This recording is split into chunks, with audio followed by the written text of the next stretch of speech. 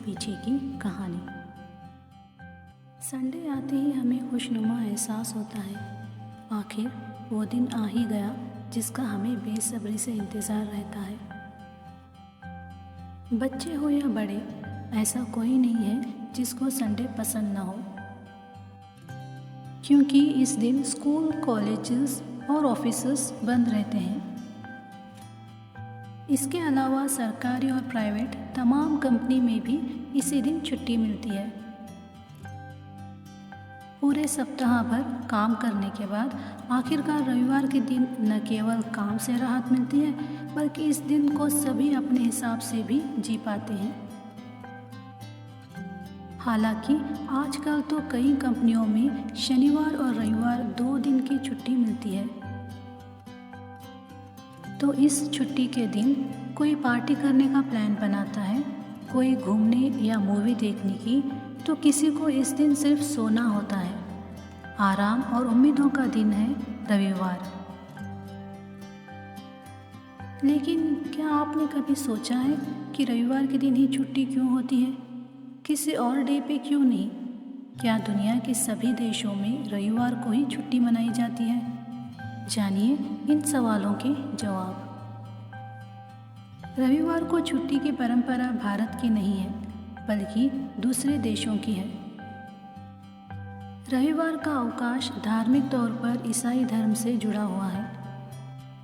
मुख्य तौर पर यूरोप में ईसाई धर्म के लोग इस दिन काम की बजाय चर्च में प्रार्थना करने जाते थे।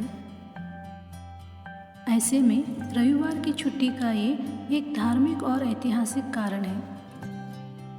बाइबल में भी इस दिन का धार्मिक तौर पर खास जिक्र किया गया है। यहाँ नहीं होती है संडे की छुट्टी।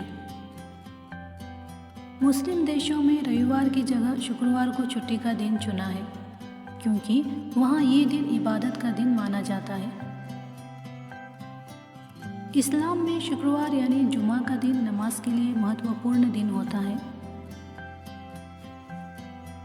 इन मुस्लिम देशों में शुक्रवार की छुट्टी है सऊदी अरेबिया, संयुक्त अरब अमीरात, ईरान, इराक, यमन, कुवैत, फ़लस्तीन, Israel, Libya, Oman, Egypt, Sudan जैसे कई देश शामिल हैं।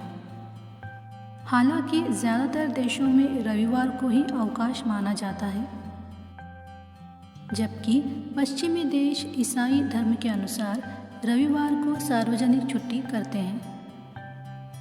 लेकिन भारत में रविवार को सार्वजनिक अवकाश के पीछे कोई स्थानीय तर्क नहीं है। भारत में ऐसे शुरू हुई रविवार की छुट्टी। रविवार की छुट्टी की कहानी मजदूरों से जुड़ी है।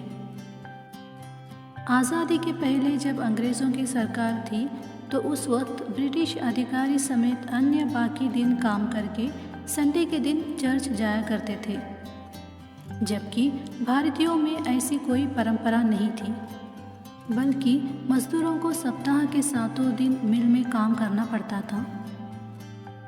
उन्हें किसी भी दिन की छुट्टी नहीं दी जाती थी। मजदूरों की इस व्यथा को उस वक्त के मजदूरों के नेता नारायण मेघाजी लोखंडे ने समझा और उन्होंने ब्रिटिश सरकार के सामने संडे को छुट्टी का प्रस्ताव रखा।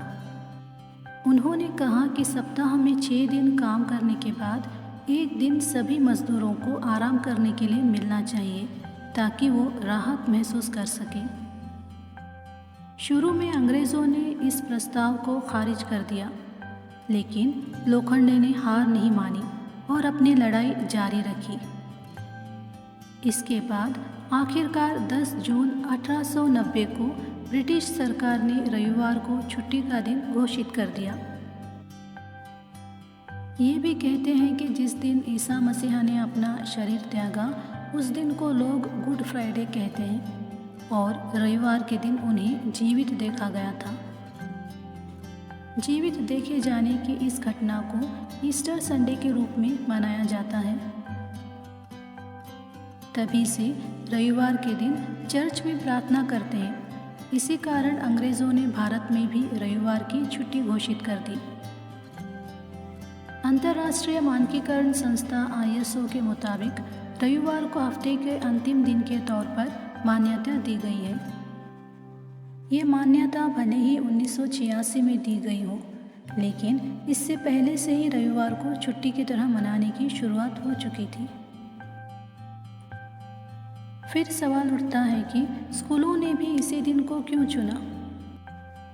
इसका भी ताल्लुक अंग्रेज़ी हुकूमत से है। दरअसल भारत में अंग्रेज़ों का शासन होने के कारण यहाँ ज़्यादातर वही नियम लागू होते थे जो ब्रिटेन में लंबे समय से चले आ रहे थे।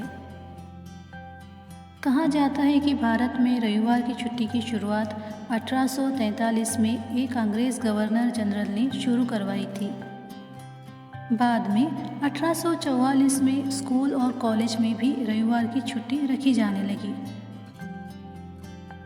इसके पीछे ये तर्क दिया गया कि 6 दिन पढ़ाई करने के बाद एक दिन बच्चे घर पर रहकर कुछ क्रिएटिव काम करें। धीरे धीरे यही नियम भारत में भी लागू हो गया। एक अन्य मतानुसार ईसाई धर्म के अनुसार ईश्वर ने दुनिया को 6 दिन में बनाया और रविवार को आराम किया था। यही कारण था कि ईसाई मुल्कों के साथ ही जहाँ जहाँ उन्होंने राज किया वहाँ पर भी उन्होंने रविवार को छुट्टी का आदेश पारित कर दिया। गुलामी से मुक्त होने के बाद भी अधिकतर देशों ने इसे बदलने का कभी प्रयास नहीं किया। जानकारी अच्छी लगे तो वीडियो को लाइक, शेयर और कमेंट करें और चैनल को सब्सक्राइब करें। Thank you.